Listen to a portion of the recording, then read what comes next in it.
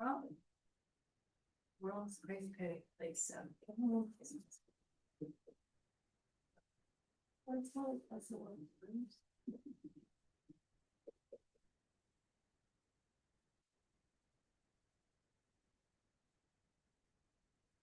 All right, good afternoon, everyone. Seeing that it's 1 o'clock, let's go ahead and call the meeting to order. Working our way down the agenda to item 2 for public comments on. Okay. We'll commence with roll call. Member Merritt, absent. Member Macias, Present. member Dayton, Here. member Velasquez, if we can take her off mute. I'm here, and if you can hear me, can you hear me? Perfect, thank you. And I'm requesting to join remotely today as I was involved in a minor automobile accident today, and I don't have access to my vehicle. So I'm requesting to join remotely today. I think, Michael, did you want to also? Director Velasquez, if your remote appearance is acceptable, if you could just clarify whether or not anybody over the age of 18 is in the room with you. No, no one under the age of 18 is with me. Okay, thank you. Member Lopez, Here. member Albert. Here. Okay, and so we do have a quorum for the meeting. Perfect. All right, on item 2, public comments on matters not on the agenda. If anybody in person via Zoom would like to speak.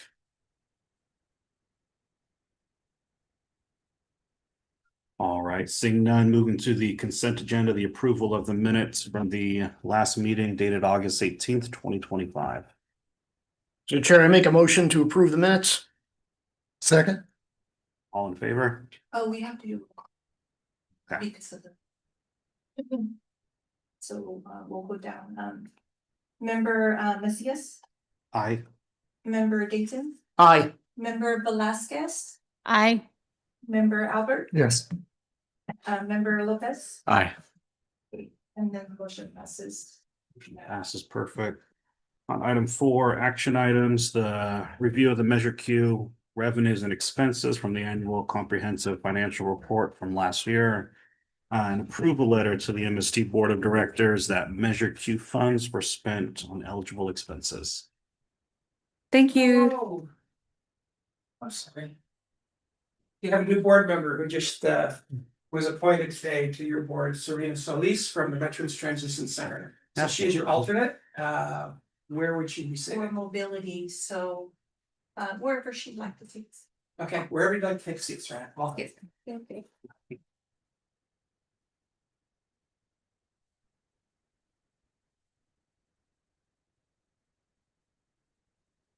Okay, thank you. My name is Lisa Reinheimer. I'm the Deputy CEO for Monterey Salinas Transit, and one of the functions that I have is the finance department, and that's why I'm here today. Measure Q supports programs for MST rides, travel training, taxi vouchers, senior and veteran shuttles, MST navigators, special medical trips, and the MST Transportation Reimbursement Incentive Program, otherwise known as TRIPS. All these programs are supported by Measure Q, which was a 1/8 cent sales tax collected and approved by the voters back in 2014 to support these programs. And you'll be hearing a little bit more about Measure Q and its existing status later on in the agenda. So in 2025, in fiscal year 2025, we carried 186,000 plus passengers who are considered veterans, seniors, and persons with disabilities. And those folks were supported by the Measure Q program. And in fact, we did a survey of our fixed route in 2025, and we were able to learn that of our fixed route, the non-Measure Q programs, 10.8% of those fixed route passengers self-reported as seniors, so are therefore eligible for support through the Measure Q program. So every year we're required to perform an independent audit, and we are currently under contract with Brown Armstrong Accountancy Corporation. They prepare that for the entirety of the MST and MST rides and Measure Q eligible programs. It costs a little over $50,000 a year to perform this audit. So we ended FY 25 in a very strong financial position with 48 million in unrestricted reserve. So that's the rosy picture. When we drill down into the details of Measure Q, it's a little bit different.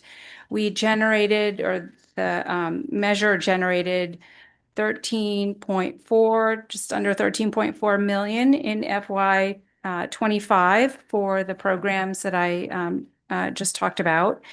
However, in the same year, we had an accounting deficit of 3.3 million booked on our financial report. And this is due to the fact that MST's general fund supports seniors through its fixed route program and subsidizes those seniors who use the fixed route program. So in FY 25, it was 3.3 million. But if you look back at how MST subsidizes all of eligible expenses, you can see since 2015, approximately 11.6 million has been transferred, has been supporting Measure Q eligible participants through its general fund. So nothing more to report on that. I wanted to give you an opportunity, of course, to ask questions. And then, of course, every year, the Measure Q Oversight Committee is required to report to the MST board that funds were used in eligible ways. And that's what you have in your letter and recommended for signature to send off to the board. I'll stop there and answer any questions if you have them. Having a few audits myself as a chief business officer of MPUSD, it always shows how well your system is and procedures are and practices are run. And to have a clean audit like the one sits in front of me, congratulations to you and your staff. It's a wonderful, wonderful task. Good job. Yeah, thanks. If I could elaborate on that, we've gotten for the last however long, many years, an award for our financial accounting and disclosures and statements. So you are in good hands. Yeah, I'll make a comment. I've been on this committee since 2019, so I've been reviewing all of these since 2018. Never seen anything not ordinary. I don't see anything in this that's novel or unusual. I don't think there's any problem with this. It looks like you're continuing to fulfill what the voters required. Thank you.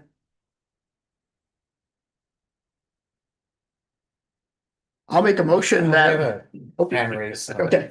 Oh, Is there a hand raised? Can we unmute Anna? She has her hand raised. Thank you. Thank you, Lisa. Thank you for that report as well. I just have a quick question, and thank you for also always having a clean audit. But in terms of the subsidizing, the 11.6, of subsidizing some of those services for seniors under or the fixed routes, that will continue to do that. Do you think some of it is just making sure some of our seniors don't access some of the other programs that we have under those other Measure Q services? I don't know if I would characterize it that way. The way that we see it on the accounting side is that the 3.3 million for fiscal year 25, they were eligible to be used on the fixed route. However, we were still going to operate the fixed route regardless. So it's really just where could the funds go? We wouldn't necessarily restrict seniors from either the fixed route or the Measure Q services that they're eligible for. So they have options under both, so they can just Yes. utilize the services that they choose to do so. I mean, if they're able-bodied and can use our fixed route, that's going to be a more flexible travel for them than, calling up a rides program where you have to, schedule your trip in advance. Incidentally, it's also more efficient for us to get people on our fixed route system versus, the door-to-door or the curb-to-curb service of the rides program. Thank you. Thank you. So, yes, I'm following up on the deficit. It looks like the deficit, like you said, is being covered by the general fund. And is there a specific like source that you guys are using to do that subsidy annually? Like I know it looks like most of your revenues from federal and local grants. So is there a specific source, or is there a plan to try to mitigate that outside of Measure Q? Yeah, that's a great question. I'll answer the first part about other funds. MST generally uses the Local Transportation Fund, which is part of the Transportation Development Act of 1972 to support the fixed route and all it encompasses. That is a pretty large source for us, upwards towards $22 million. There's also the State Transit Assistance Fund that comes into play that helps us out, along with some federal funding through Section 5307 funds. And then passenger fares and advertising also contribute to helping to support our budget in its entirety. The second part was anything outside of the Measure Q. Well, incidentally, we have something on the agenda for you about Measure Q, so we'll wait until that comes about. But we've generally had the overall approach that for capital projects, we go after grants so that we don't have to pull from those ongoing sort of operational needs through those programs that I just talked about. So it helps to lessen the impact that using operational funding would have on capital projects. So, for example, just because I'm knee deep in it, the SURF project is entirely funded through grant programs and not out of operations. Okay, thank you. You're welcome.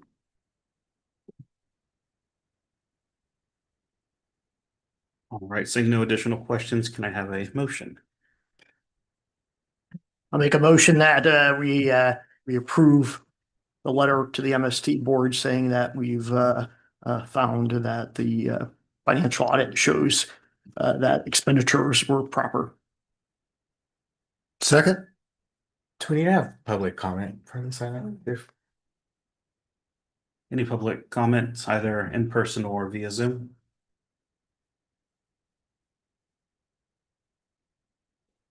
All right, seeing none, can we do a roll call on the motion? Okay, so since we have Serena here, do you approve of this? Yes. Okay. Member Macias, Yes. Member Dayton, Aye. Member Velasquez, Yes. Member Lopez, Aye. and Member Albert. Yes. Motion passes. She passes and I'll sign that letter since it is right in front of it. All right, on to item 4.2. The reappointment to the Measure Q Oversight Committee for myself. Mr. Sidoric.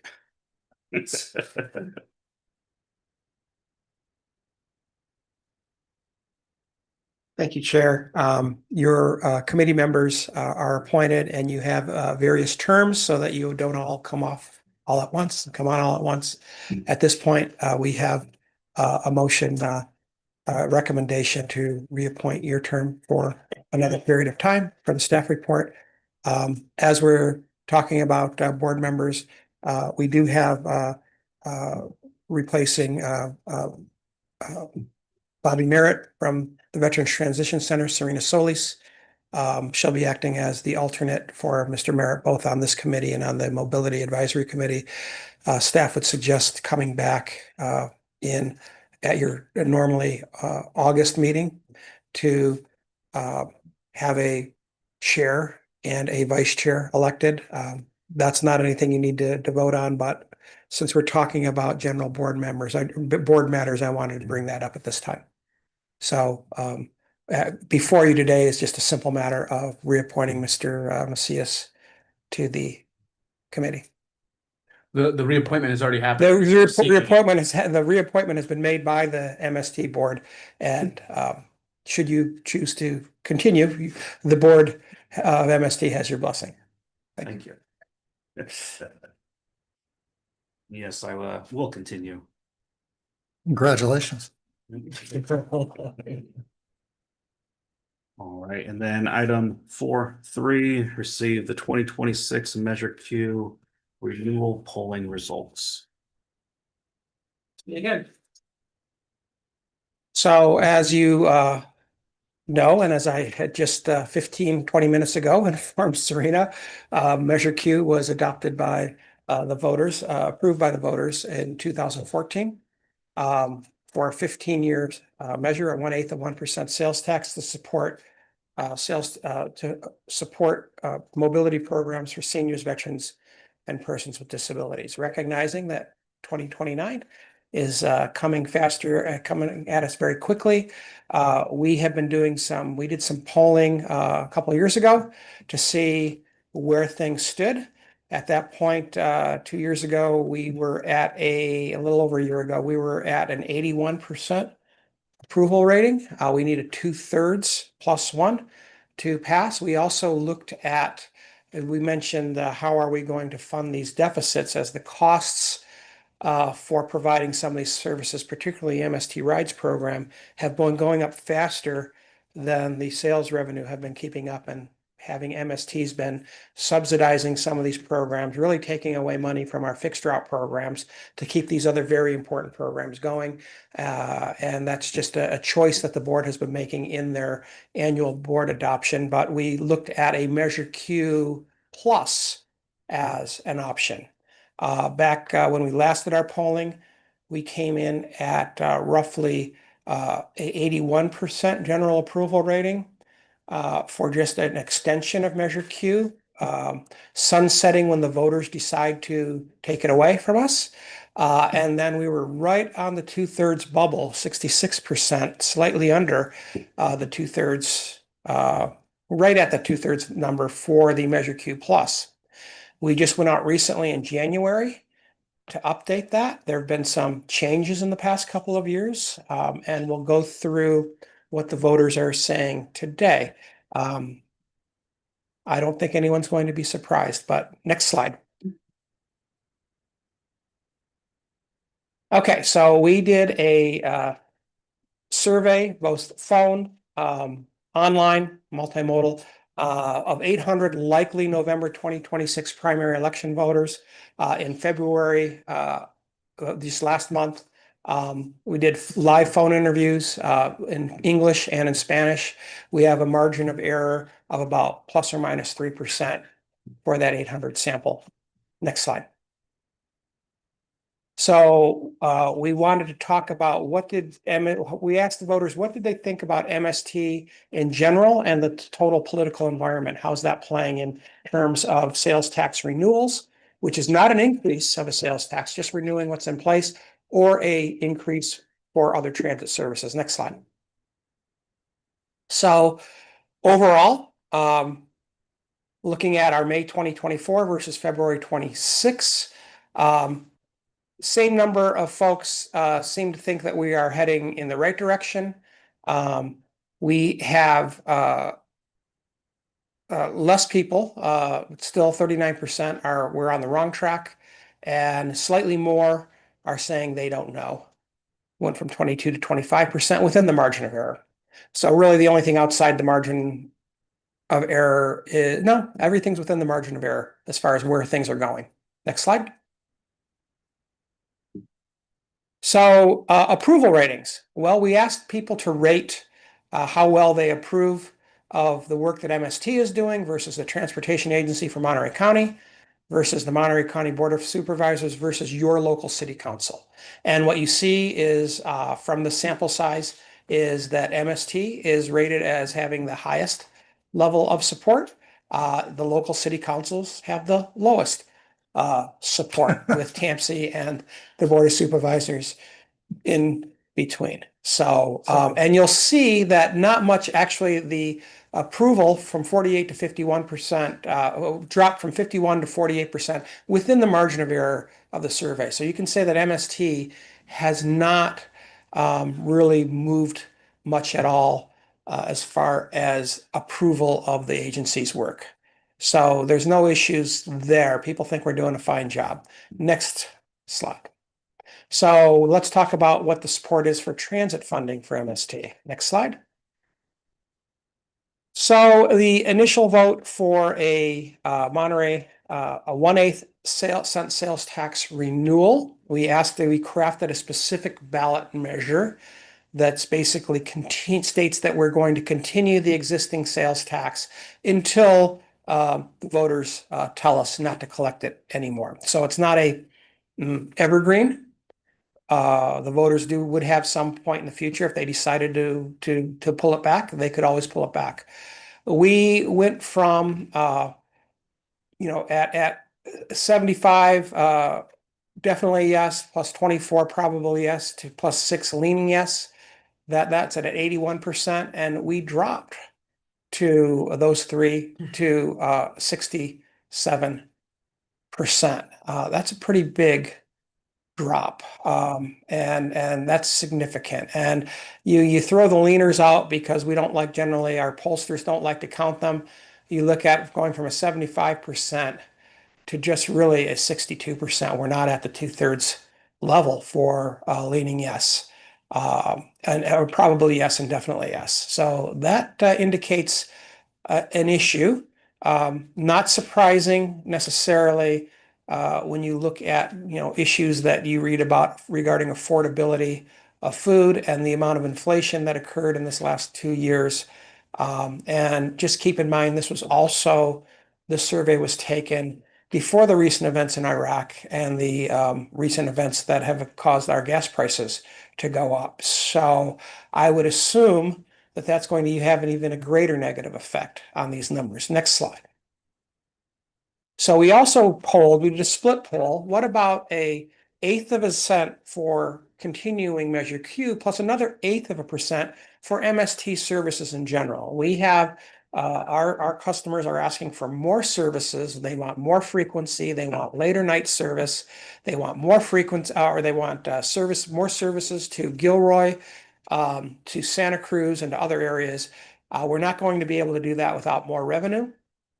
So we also asked what the appetite was for the continuation of Measure Q plus. Well, we were again at 68% yes and probably yes in 2024. And we've dropped to 53% in February of 2026. So again, without the people polling having some negative opinion about MST or the job we're doing, it seems that there's just not an appetite for the same appetite that there was 2 years ago for sales taxes as there is today. So next slide. We can break it down by party. Not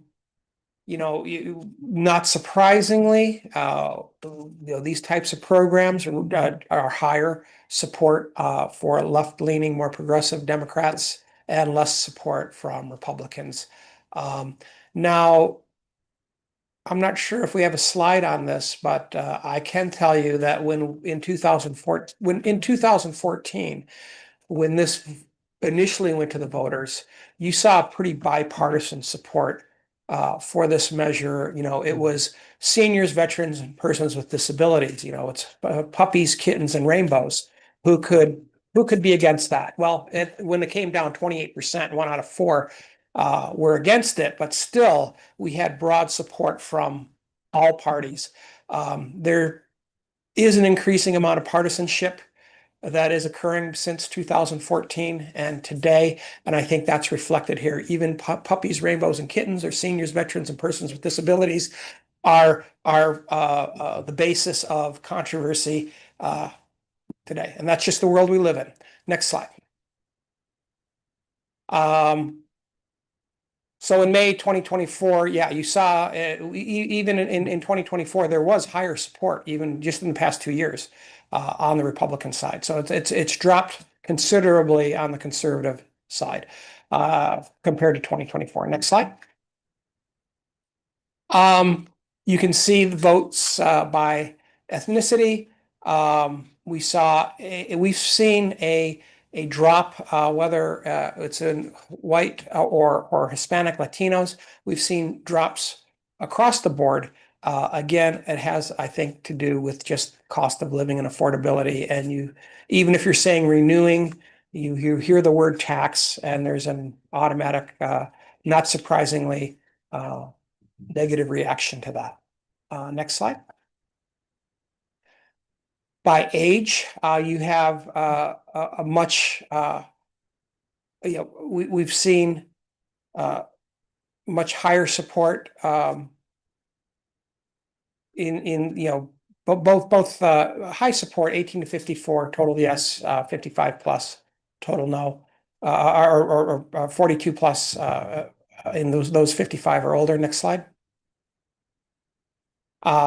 Again, I think we've already covered this. You've seen a drop off both in the moderate and conservative side based on their ideology of supporting this 1/8 cent vote. Next slide. By MST ridership, high support by those who ride, but still some who affordability is an issue. Slight increase from 26 to 24. Next slide. By supervisorial district, you see the highest support levels in districts 2 and districts 4 and districts 5, with lower support in districts 1 and district 3. That has to do with, not surprising, more rural makeup of those communities, less general support for that, although high amounts of transit usage for sure. Next slide. Again, another breakout of base yes voters on the 1/8 cent renewal.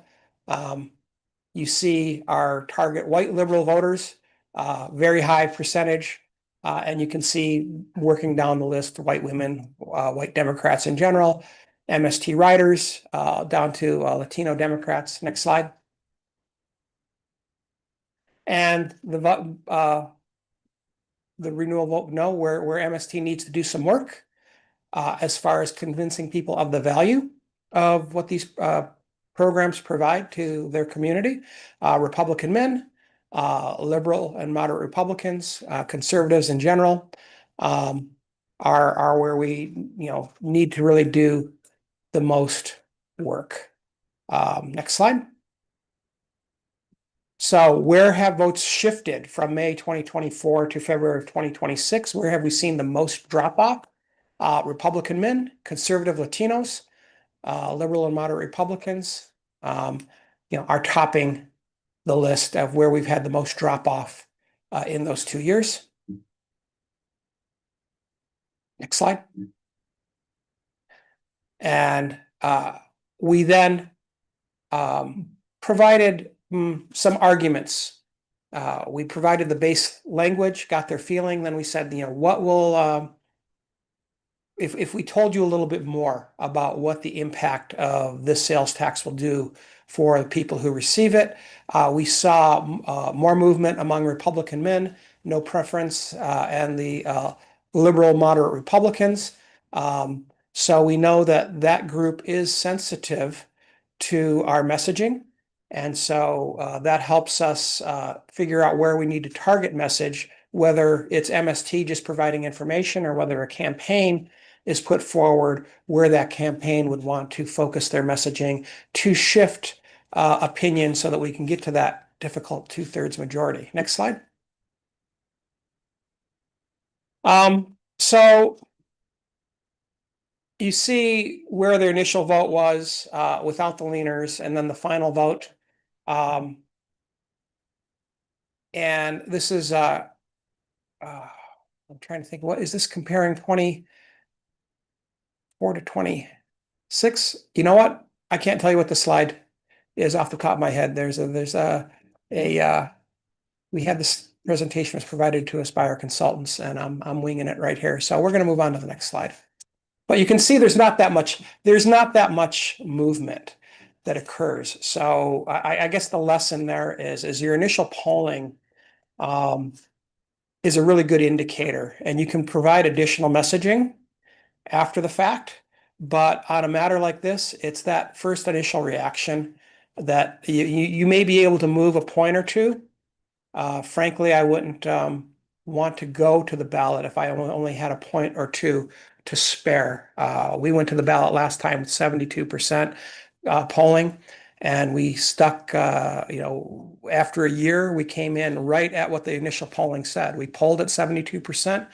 And we finished at 72%. So if we're not polling at a comfortable level, you're not going to be able to move the needle much with a campaign.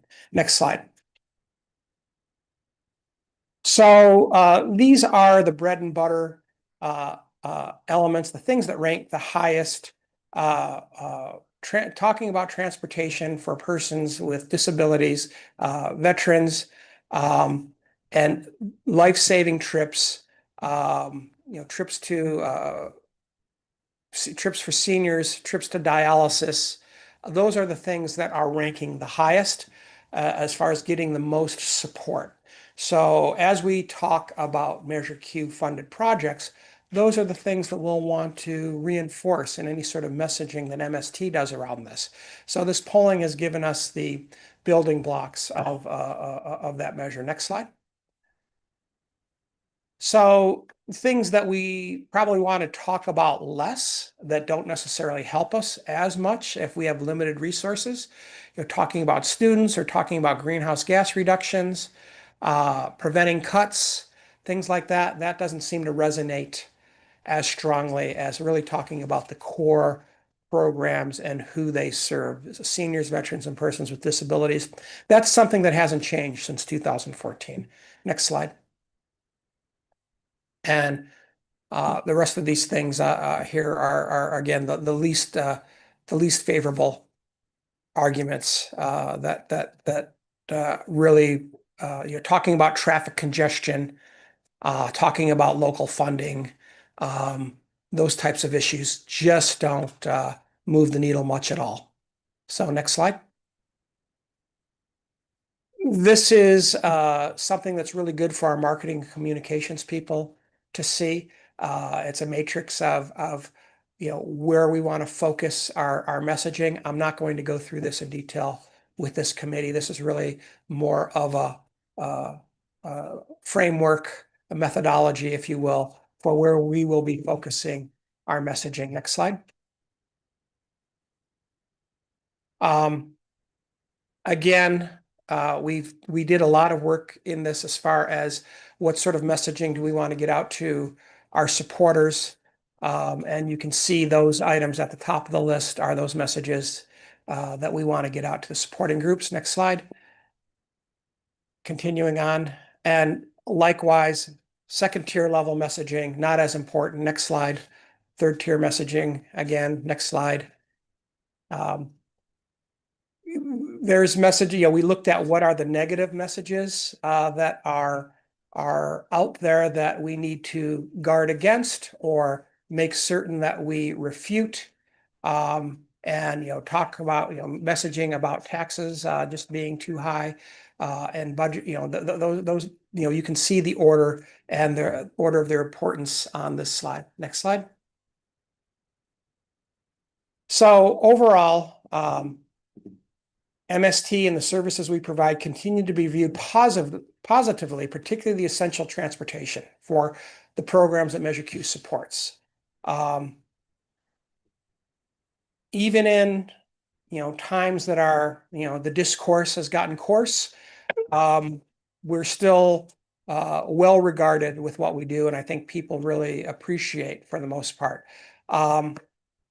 The 2/3 majority, though, has softened considerably, not because of, I think, anything that MST is doing necessarily. Our services are still considered valuable, and MST is still well considered professionally in the community. It's just people are, more and more people are on the edge of what they're paying and making ends meet.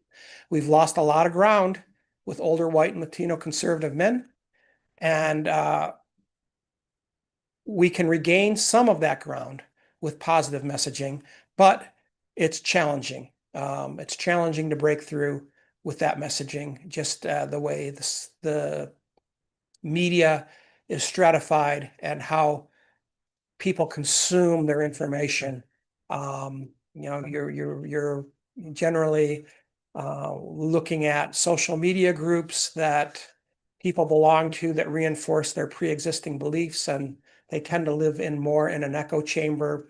And your independent media, whether it's local newspapers, local radio stations, even local TV stations here in Monterey County, you see that they're just diminishing. So it's harder for us to reach out to independent mass media to get our messaging out there. Next slide.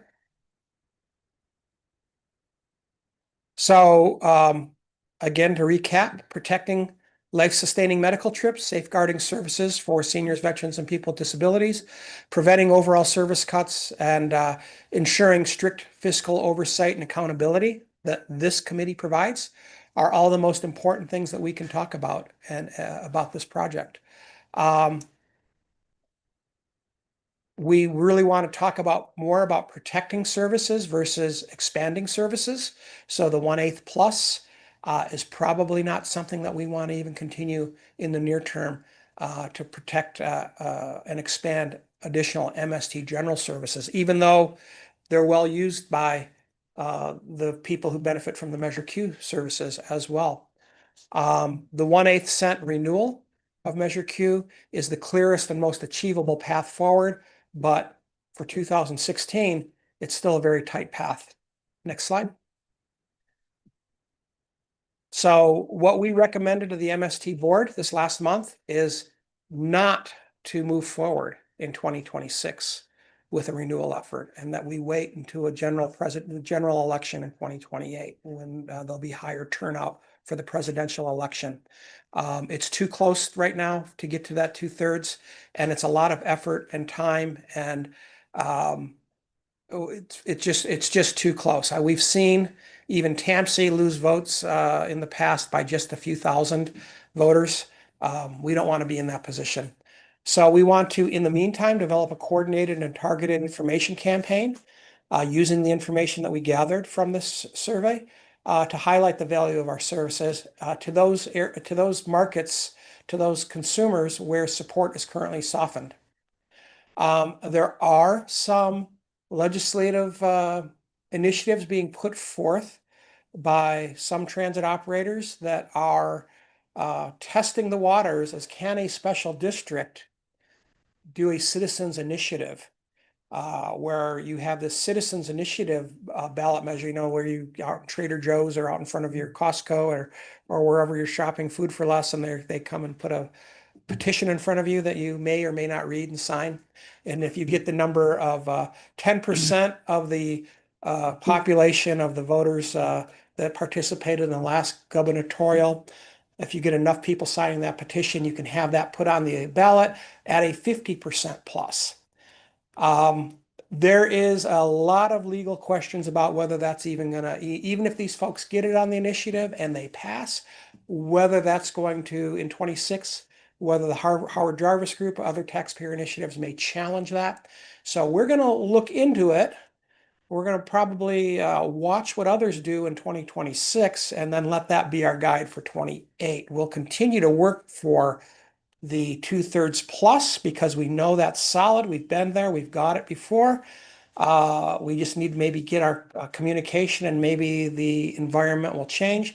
But we do want to have in our back pocket before we lose this $13 million a year of funding in 2029. 2028, we're just going to have to take the best path forward that we can by whatever means necessary that we can. And so that's where we're going to go for the next couple of years. Next slide. I think that's it. Yeah. So thank you. Be happy to answer any questions. I have a question. It's more a comment than a question. It's interesting how the two discrepancies of the survey answers, that one says you're on the wrong track and the other one says we trust you the most. So do you have an answer for that? I don't get that. I think we just have a really good reputation as MST regardless. I think we have proven ourselves to be dependable and safe and friendly in what we do. That's proven in our own, we do our own sampling of our riders and non-riders, people who don't ride transit, and they typically think very well of But us. you're not on track.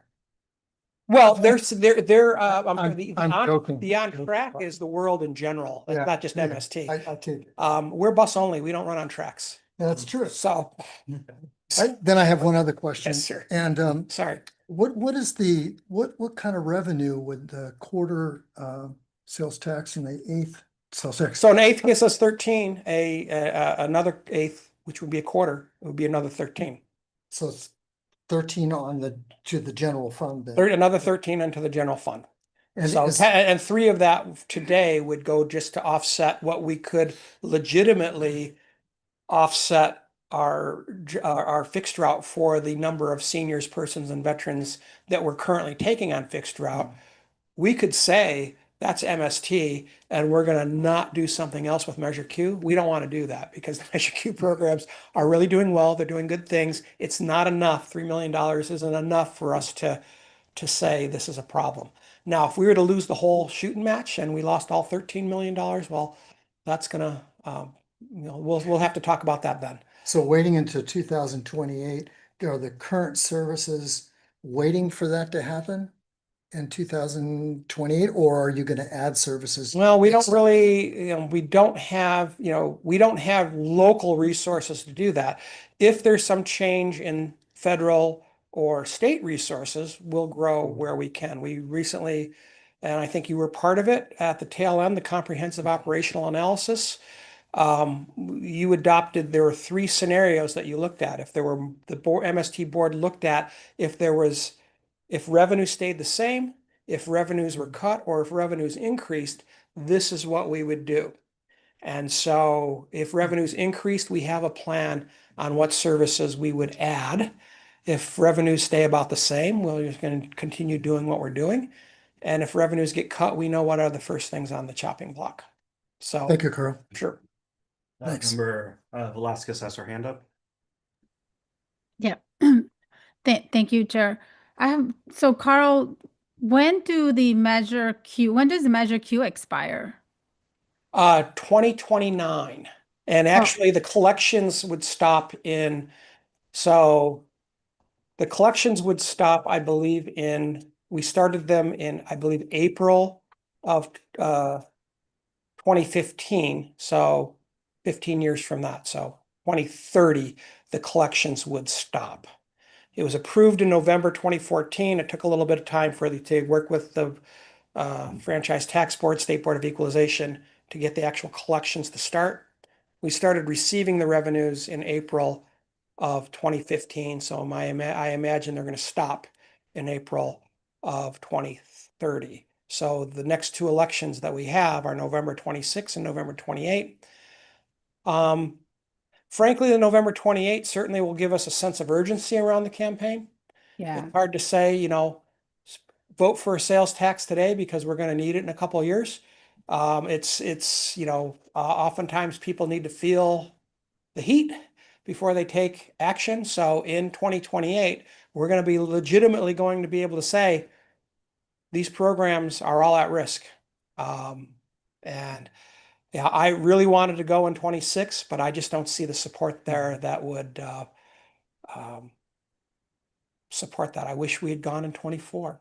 Yeah. Frankly, Thank you, Carl. And I have a question then, because the 2028 then really presents obviously an urgency. And thank you for sharing that, in 2026, we'll be able to determine, I know you talked about the Citizens Initiative, but I know the Howard Jarvis folks are gonna have something in 2026 that I think They will are. help us determine, you know, whether the citizens initiative is gonna be something that we can move forward with, right, in the So future or not. we could put forward a campaign, win 2/3 or win a 50% plus on a citizens initiative. And we looked at the signature gathering for that this year. The cost would have been almost $250,000 for a campaign to just to get the signatures, let alone the campaign on top of it. And it could all be undone by another ballot measure. So it seemed to me too large of a risk to take for an agency of our size to put forward that amount of a campaign, or not this agency. This agency would not be putting forward a campaign. For a campaign in support of this in this community, it'd be an awful heavy lift. Yeah, no, absolutely. And I just want to make a comment in terms of some of this, one of the slides that were presented in terms of on the one of the, especially on the rural communities, on the conservative portion of it, especially because of the changes that were made in South County with a lot of the comprehensive, the micro transits, right? Where a lot of the services have been implemented in terms of transit, yet there seems to be a lot less support in one of the slides that was presented. Yeah, that question came up Transit. by Councilmember Barrera, and I owe him it also showed in District 1, very high transit usage, but low support. Same with South County, high transit usage. A survey of our own passengers, of our riders, many of them don't vote. A vast majority of them don't vote, and I don't know if it's because they lack credentials to vote. They don't want to go through the process now. It's I'm not sure what's happening in those communities, but that is certainly a significant outlier. The question is why in these areas where there's such a high degree of transit transit consumption, is there such low support? And that has to do with, well, it's the people who are riding it aren't necessarily the people who are voting. Yeah, so in District 3, there was a very low support for transit. So I think what you had mentioned, the outreach plan. So I think it's important to be able to look at that and be able to make sure that there is that outreach and target, especially to those districts where there's low support, and being able to identify how do we reach those individuals, right, that are able to vote, and that we get that support from from that population. And we have an AmeriCorps volunteer that's working for MST, Max Musto. If you haven't met him, he'll be coming to, I'm sure, to one of your council meetings. He's on our staff to really talk about transit in South County, and just to develop more community support in general for transit. He won't be necessarily advocating for a tax measure, but he will be talking about how to gain, he's really on our staff to gain more support and get out more knowledge, specifically in the South County communities. And that's the basis of the grant that is supporting him in this AmeriCorps venture. Yeah, thank you. I just want to comment and say good job again to MST on the report. A lot of information that'll prove beneficial in the framework going forward on this. Yeah, disappointing to see, not surprising necessarily if you're paying attention to what's going on in the world. And, you don't necessarily want to look at it as a failure, not being able to go to 26, because we do have a roadmap and a communication plan to move forward. So we'll be acting on that instead of moving forward with a campaign this year. All right. Any other questions? All right. Thank you. You're welcome. All right. Item 5, closed session. Seeing none. Moving to item 6, committee member comments and announcements. Nothing beyond, I'm also outgoing chair of the Measure X Oversight Committee for TAMC. And as always, making sure that there's no redundancy between Measure Q and Measure X, or appropriate places for collaboration as well. But I'm going to continue as being on both committees to, both agencies do a great job. And for those voters out there who, might say, oh, I don't think MST is doing a good job or spending the money properly, I'm always willing to go out there, and I hope all our committee members are, to say, you're not right about that. I don't think the poll changes here, as Carl pointed out, are indicative at all about what MST is doing or what our oversight committee is doing. It's mainly forces out of our hands, which might suggest that the solution for a campaign is going to have to be very locally oriented to circumvent that. Thank you. All right, let's go ahead and adjourn the meeting then at 1:50 PM. Good to see you, Anna. Yeah, Dan. thank you. Nice to see everybody.